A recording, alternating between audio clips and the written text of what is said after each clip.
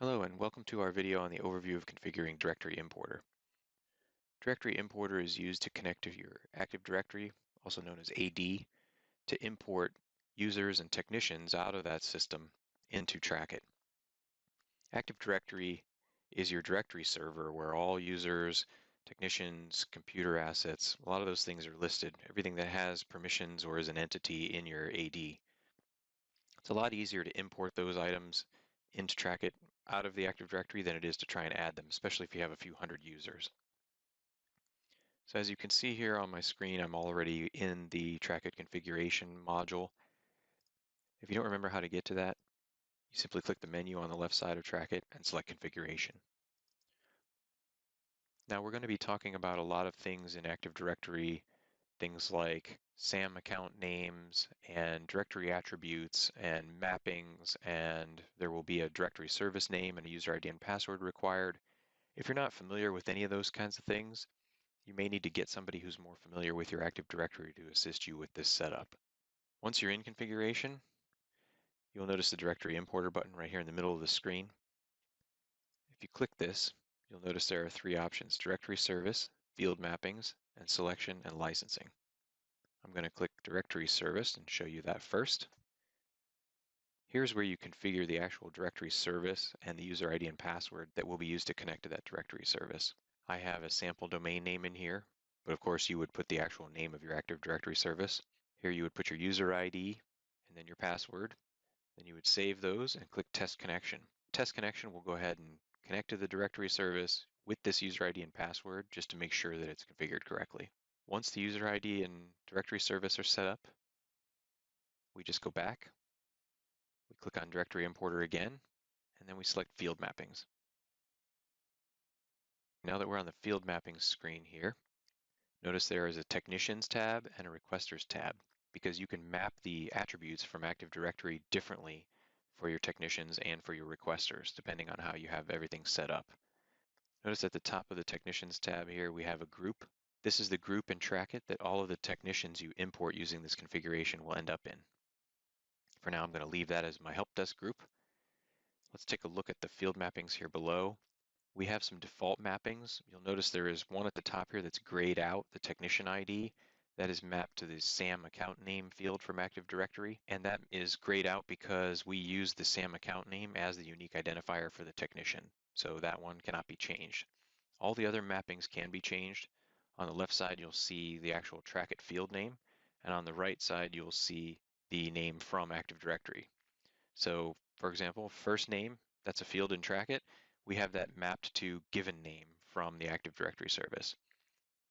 If you click on this little plus sign, you'll get a list of all the attributes available from your Active Directory, and you can just pick one. We have also done something here for you if you want to use Windows Authentication. We've actually set up the Windows Authentication field in the technician table to have a 1 or true value in it. So what this will do is, not only are you going to import the user's Active Directory account into their Windows User ID field in Trackit here, we're also going to enable Windows Authentication for Trackit, which means when the technician connects to the Trackit system, they will be automatically logged in using the current login ID and password they're logged into their Windows system with.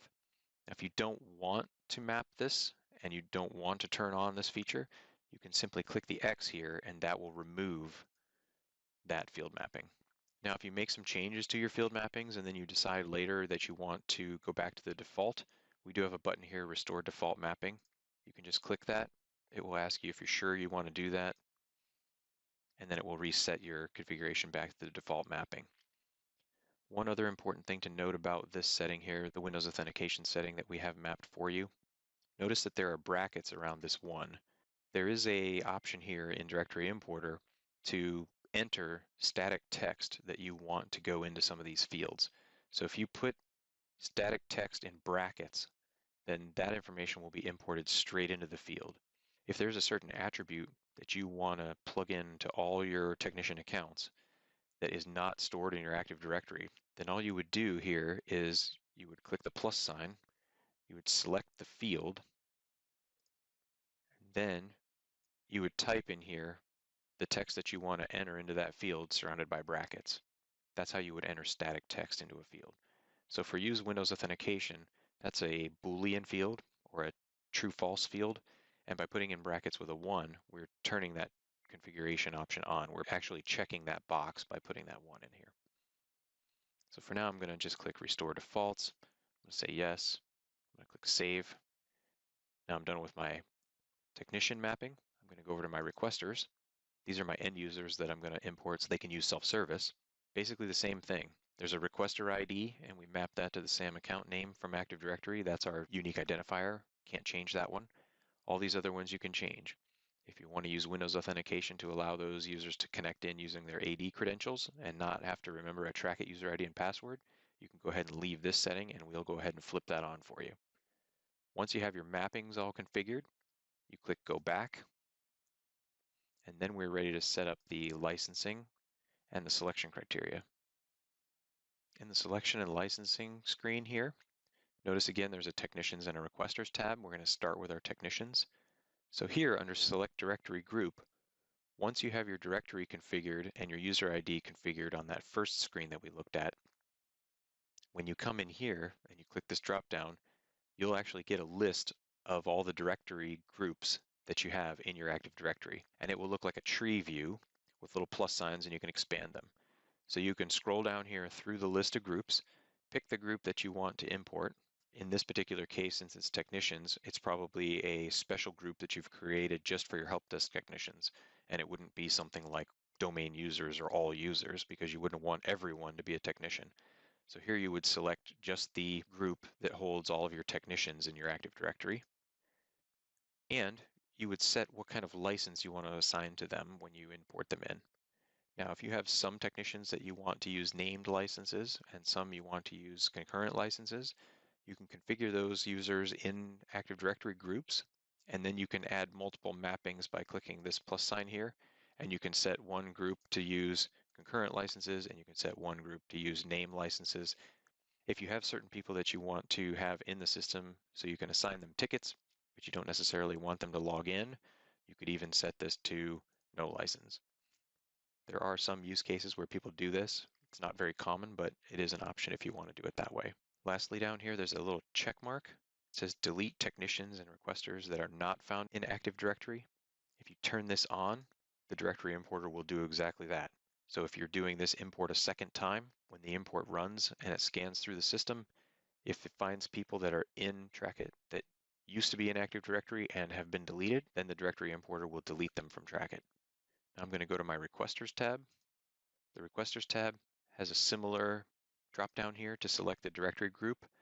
This one you might want to select all users or domain users. This is going to be a larger group because it's all of your end user requesters on your network. So you're going to select that group, and then you're going to select which license type they get. In this configuration screen, you get either no license or self-service license. If you have a group of users that you want to grant access to the Trackit self-service portal, you can select that group and then select self-service license for them. If you have another group of requesters that you want to bring in that don't have access to self-service, you can select that directory group and then for them select no license. Once you're done with all of your group selection and licensing setup, you click Go Back. If you make changes and you try to leave without saving them, Trackit will warn you about that. You can go back to the main directory service screen, and you can click Import Users. At this point, the directory importer will connect to Active Directory, find all those groups that you have specified, and pull them in according to the settings that you've configured.